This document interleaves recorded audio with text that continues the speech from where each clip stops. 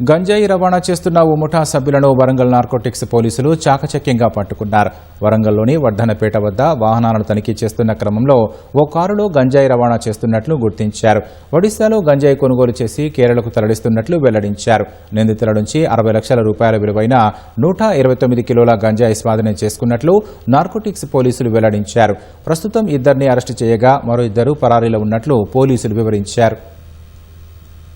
సాయి అనేవాడు ఒకడు ఎస్ఎల్ఎల్ C Matthew అని ఇద్దరు ఉన్నారు. వీళ్లకు అజిత్ అనేవాడు డబ్బులు ఇచ్చేవాడు, మీరు తీసుకోరండి. ఈ అజిత్ అనేవాడికి వికీ అనేవాడు ఒడిశాలో వీడు సప్లయర్. అక్కడ వీళ్ళిద్దరికి సంబంధాలు ఉన్నాయి, అజిత్ అండ్ వికీ. అయితే వీళ్ళకి ఏంటంటే ఈ మధ్యన ఈ అజిత్ అనేవాడికి వీళ్ళిద్దరు సురేష్ అండ్ వెసరల్ వీళ్ళు డ్రైవర్ గా పరిచయాలు. మీరు తీసుకుని రండి, మీకు 35,000 ఇస్తాము, డబ్బులు మేము ఎంత ఇస్తాం ఏం చేస్తాం వాళ్ళు ఇస్తారు అంటే వీళ్ళు పోయి ఒక 2-3 రోజుల ముందు ఉండి అది తీసుకొని వస్తుంటారు గంజాయి.